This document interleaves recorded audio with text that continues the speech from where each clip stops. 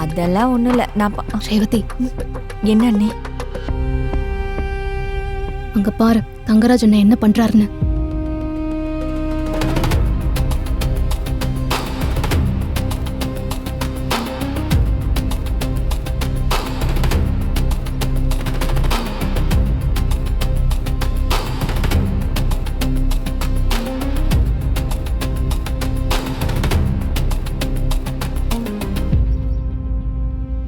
எங்க போனாலும் டிடெக்டிவ் வேலைய ஆரம்பிச்சிடறாரு. அசிங்கப்படுத்துறாரு அண்ணே. அது என்னமோ பெரிய பிரச்சனை வரப்போகுது, யாரும் பணத்தை செலவு பண்ணாதீங்க, சேர்த்து வைங்கன்னு சொல்றாங்க. அது உண்மையா? அப்படிதான் சொல்றாங்க. ஆனா என்ன பிரச்சனை வரப்போகுதுன்னு தான் யாருக்கும் சொல்ல தெரியல.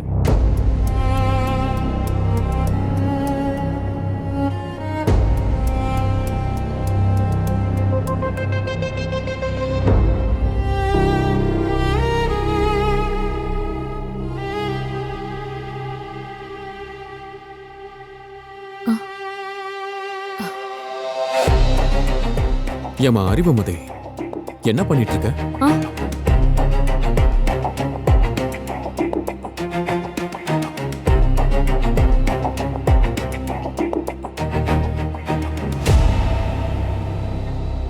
எல்லாருமே இருக்கிறவங்க கூட பேசிட்டு இருக்கோம், நீ மட்டும் போன்ல தனியா யார் கூட பேசிட்டு இருக்க?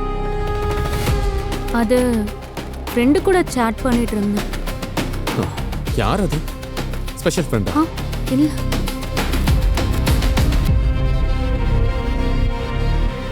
இல்ல, நீ சிரிச்சு சிரிச்சு சிரிச்சு பேசிட்டு இருக்கியே, நான் பார்த்த உடனே போனை திருப்பிக்கிற. என்ன பாய் ஃப்ரெண்டு கூட பேசிட்டு இருக்கியா? ஃப்ரெண்டு தான். உன் வயசு பொண்ணுங்க என்ன பண்ணுவாங்கன்னு எனக்கு தெரியாதா? சும்மா சொல்லு, பாய் ஃப்ரெண்டு தானே? அதெல்லாம் இல்லைங்க சார், அறிவுமதிக்கு அப்படிலாம் யாரும் இல்லை.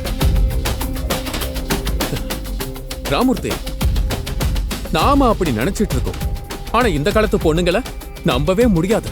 காலேஜுக்கு போறேன்னு சொல்லிட்டு ஊர் சுத்துவாங்க, அப்பா அம்மாவை ஏமாத்துவாங்க. இப்ப எதுக்கு இந்த தேவையில்லாத பேச்சலாம்? விடுங்க. உன் காலேஜ்ல எல்லாரும் ஜோடியா தானே சுத்திட்டு இருக்காங்க, பசங்க எப்படி பொய் சொல்லுவாங்கன்னு உனக்கு தெரியாதாமா?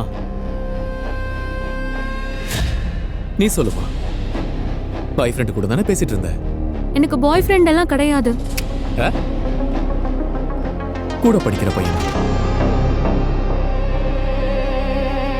இல்ல போன்ல பழக்கமான பையனா?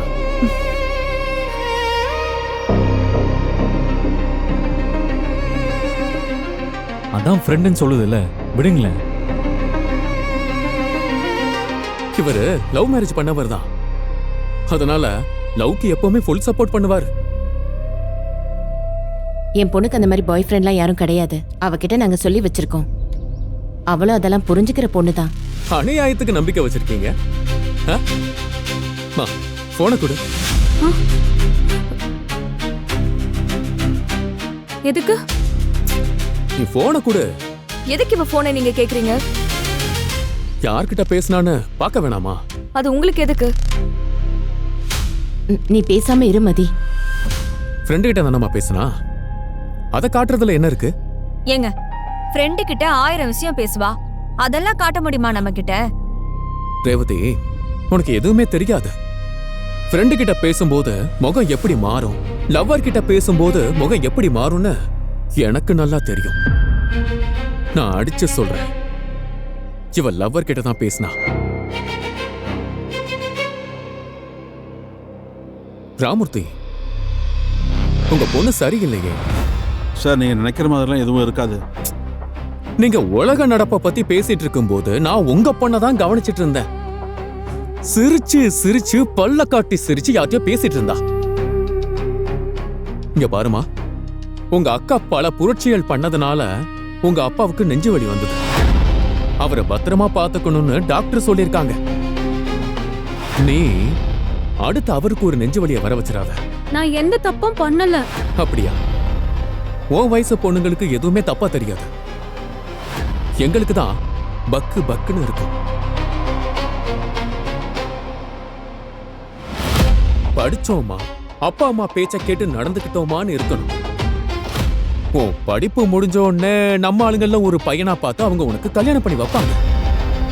அதை விட்டுட்டு நீயா எவனையாவது காதலிச்சு அவன் கூட ஓடி போய் கஷ்டப்பட்டு பெத்தவங்களுக்கும் கஷ்டத்தை கொடுக்கறது இதெல்லாம் தேவையா? ஏங்க, சின்ன பொண்ணை எதுக்கு என்னென்னமோ பேசி பயமுறுத்திட்டு இருக்கீங்க? சின்ன பொண்ணுன்னு தான் நினைப்போம், ஆனா அதுங்க தான் பெரிய வேலையா பாக்குங்க. மா, அந்த போனை கொடு. உன்னதாமா கேக்குறேன், போனை கொடு.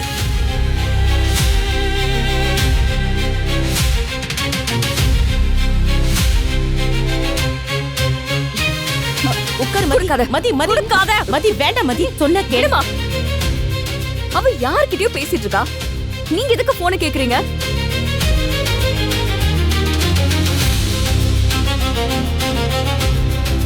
நான் யார்கிட்டயோலாம் பேசலக்கா, என் ஃப்ரெண்டு கிட்ட தான் பேசிட்டு இருக்கேன். நீ வேணா என் போனை செக் பண்ணிக்க. அதெல்லாம் வேண்டாம். நான் எதுக்கு உன் போனை செக் பண்ணணும்? அதுக்கெல்லாம் எந்த அவசியமும் இல்ல. நானும் பார்த்துக்கிட்டே இருக்கேன். எதுக்கு இத்தனை பேர் முன்னாடி வச்சு வாய்க்கு வந்தபடி எல்லாம் பேசுறீங்க? அதுவும் என் தங்கச்சி அவமானப்படுத்துற மாதிரி பேசுறீங்க.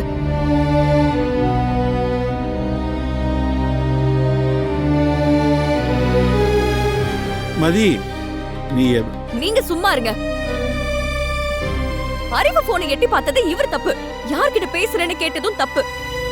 சரி, ஒரு அக்கறையில பாத்தீங்க கேட்டீங்க, நான் ஏத்துக்கிறேன். அதோட விட வேண்டியதானே? அதை விட்டுட்டு போனை வாங்கி பாக்குறது, கண்டுபடி பேசுறதெல்லாம் என்ன பழக்கம்? மதி, கோவப்படாத மதி.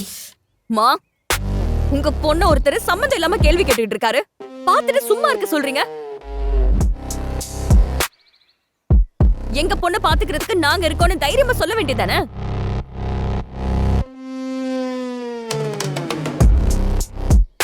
முதலாளினா ஆபீஸோட நிறுத்திக்கோங்க. வீட்டு விஷயத்துல எல்லாம் தலையிடாதீங்கன்னு நீங்க தானே சொல்லணும்.